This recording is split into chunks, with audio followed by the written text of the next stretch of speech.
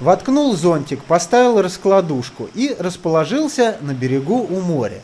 Начал интенсивно махать кистью по холсту. Мол, пишу картину, морской пейзаж, и мне нет ни до кого дела. В это время волны усилились, и ножки этюдника начали утопать в песке. Но я продолжал интенсивно наносить большой широкой кистью голубую краску, ну и после серые горы. И здесь мне начали позировать девочки и мальчики, которые купались в метрах 100 от меня. Конечно, на таком расстоянии фигуры людей видны как маленькие теплого цвета точки. Но в целом, думаю, пейзаж на состояние погоды выполнил, поэтому этюд удался.